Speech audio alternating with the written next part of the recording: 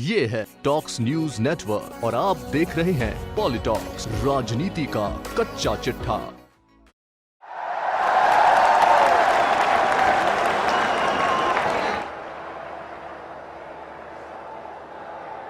आदरणीय प्रधानमंत्री जी, केंद्रीय पशुपालन, डेयरी एवं मत्स्य पालन मंत्री माननीय श्री गिरिराज सिंह जी, केंद्रीय जल शक्ति मंत्री माननीय श्री गजेंद्र सिंह शेखावत जी, केंद्रीय राज्य मंत्री ग्रामीण स्वच्छता, सामाजिक न्याय एवं सशक्तिकरण श्री रतनलाल कटारिया जी, केंद्रीय पशुपालन, डेयरी एवं मत्स्य पालन राज्य मंत्री डॉक्टर संजीव कुमार बालियान जी, उत्तर प्रदेश सरकार में मेरे सहयोगी मंत्रीगण चौधरी लक्ष्मी नारायण जी, श्रीकांत शर्मा जी, प्रदेश अध्यक्ष श्री स्वतंत्र देव सिंह जी, माननीय सांसद श्रीमती हेमा मालिनी जी, माननीय विधायकगण और इतनी भारी संख्या में यहाँ पर उपस्थित मथुरा के मेरे सभी उपस्थित भाइयों बहनों, मैं सबसे पहले लीला बिहारी भगवान श्री कृष्ण की इस जन्मभूमि और उनकी इस लीला भूमि पर देश के यशस्वी प्रधानमंत्री आदरणीय नरेंद्र मोदी जी का हृदय से स्वागत करता हूं, अभिनंदन करता हूं। भाइयों बहनों, ये मथुरा वृंदावन की ब्रजभूमि है, जहां पर गोपालन के माध्यम से भारत की कृषि परंपरा को एक नई ऊंचाइयों तक ले जाने के लिए भगवान श्री कृष्ण ने जो एक शुरुआत की थी, जिसके कारण उन्हें गोपाल नाम से भी पुकारा जाता है। गोपाल भगवान श्री कृष्ण की इस धरती पर आदरणीय प्रधानमंत्री जी आज इस देश के अनेक कार्यक्रमों का शुभारंभ करने के लिए हम सब के बीच में सौभाग्य से उपस्थित हुए हैं। स्वच्छता ही सेवा, जिसने पूरे देश को न केवल स्वस्थ रहने और स्वच्छता के माध्यम से सशक्तिकरण की ओर आगे बढ़ने की एक नई प्रेरणा प्रदान की। इस कार्यक्रम के इस वर्ष के शुभारंभ का शुरुआत आज यहां पर मथुरा की धरती से आदरणीय प्रधानमंत्री जी करने जा रहे हैं। आप सबको स्मरण होगा, जब आदरणीय प्रधानमंत्री जी ने 2014 में प्रधानमंत्री पद को ग्रहण करने के बाद इस देश के किसानों के लिए जो योजनाएं घोषित की, उस समय लक्ष्य निर्धारित किया था कि किसानों की आय को दोगुना करने और उनके जीवन में खुशहाली लाने के लिए सरकार कार्य करेगी। अनेक कार्यक्रम इस दौरान लागू हुए। प्रधानमंत्री फसल बीमा योजना, सॉइल हेल्थ कार्ड से लेकर के एमएसपी और प्रधानमंत्री किसान सम्मान निधि से लेकर के प्रधानमंत्री कृषि सिंचाई योजना जैसी अनेक कार्यक्रम किसानों के हित में लागू हुए। तो किसानों की आय को कई गुना बढ़ाने के लिए जिस एक महत्वपूर्ण भूमिका को आज रेखांकित करने के लिए प्रधानमंत्री जी यहां पर आए हैं, राष्ट्रीय पशु आरोग्यता मिशन को, रोग निवारण कार्यक्रम को पूरे देश के अंदर प्रारंभ करने के लिए आदरणीय प्रधानमंत्री जी का मार्गदर्शन आज यहां पर हमें प्राप्त हो रहा है। मैं इस अवसर पर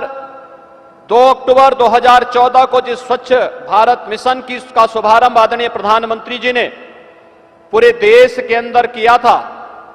जिसने देश के अंदर विभिन्न क्षेत्रों में अलग अलग प्रकार से लोगों के जीवन स्तर को उठाने, उनके जीवन में खुशहाली लाने का कार्य किया, उस श्रृंखला में उत्तर प्रदेश के अंदर विषाणु जनित बीमारियों से पीड़ित, दशकों से पीड़ित, लगभग 4 दशक से जहां पर 50,000 से अधिक लोगों की मौतें जिन बीमारियों से हुई, आज मुझे बताते हुए प्रसन्नता है कि स्वच्छ भारत मिशन की सबसे प्रभावी भूमिका के रूप में उन क्षेत्रों को अगर हम यहां पर आंकड़ों के माध्यम से प्रस्तुत करें, तो मुझे बताते हुए प्रसन्नता है कि स्वच्छ भारत मिशन ने विषाणु जनित बीमारी इंसेफ्लाइटिस यानी मस्तिष्क ज्वर को पूर्णतः उन्मूलन की दिशा में कैसे प्रभावी ढंग से इस स्वच्छ भारत मिशन ने सफलता प्राप्त की है, उसके कुछ आंकड़े मेरे सामने हैं, मैं उन आंकड़ों को रखूंगा जो पूर्वी उत्तर प्रदेश के गोरखपुर, देवरिया, कुशीनगर, महाराजगंज इन 4 जनपदों के हैं। और मस्तिष्क ज्वर से उत्तर प्रदेश के 38 जिले बुरी तरह प्रभावित रहे हैं विगत 40 वर्षों से। और विगत 2 वर्षों से लगातार जिस क्रम में वह आज समाप्ति की ओर गया है, उसके आंकड़े सचमुच चौंकाने वाले हैं। और हमें स्वच्छ भारत मिशन, प्लास्टिक के खिलाफ अभियान, इस अभियान को अंगीकार करने की भी प्रेरणा प्रदान करते हैं। मस्तिष्क ज्वर से अकेले गोरखपुर के बीआरडी मेडिकल कॉलेज में जो सर्वाधिक मौतें होती थी, उन मौतों के क्रम में अगर मैं 2016 में बताऊं तो 2016 में मस्तिष्क ज्वर से 4 जनपदों में 2817 मरीज भर्ती होते हैं, 426 की मौत होती है। 2017 में 2998 मरीज भर्ती होते हैं, 380 की मौत होती है। 2018 में 1279 मरीज भर्ती होते हैं, 125 की मौत होती है। और 2019 में 234 मरीज भर्ती होते हैं और मौत की संख्या 22 है। भाइयों बहनों, इतनी भारी संख्या में हम देश की उस आबादी को बचा रहे हैं जो आबादी इस बीमारी की चपेट में आने से असमय काल कलवित होती थी। उसकी प्रतिभा, उसकी ऊर्जा का लाभ देश, समाज नहीं ले पाता था। लेकिन मैं आभारी हूं आदरणीय प्रधानमंत्री जी की, जिन्होंने जब 2014 में स्वच्छ भारत मिशन की घोषणा की और स्वयं अपने हाथों में पहले झाड़ू लेकर के इस अभियान को एक जन आंदोलन का रूप देने और जन सहभागिता के माध्यम से और गरीब परिवार को एक एक शौचालय भी उपलब्ध कराने की इस कार्रवाई को आगे बढ़ाया था, उस समय बहुत सारे लोग तमाम प्रकार की बातें करते थे। लेकिन आज जब इस प्रकार के परिणाम सामने आते हुए दिखाई देते हैं, तब लगता है कि प्रधानमंत्री जी ने जिस दूरदर्शिता के कारण, दूरदर्शिता से इस योजना को लागू किया, उसका परिणाम समाज के अंतिम पायदान पर बैठा हुआ व्यक्ति जो मरीज बनता था, बीमारी से ग्रसित होता था, समय पे उपचार नहीं मिलता था, आपने उपचार के लिए आयुष्मान भारत दिया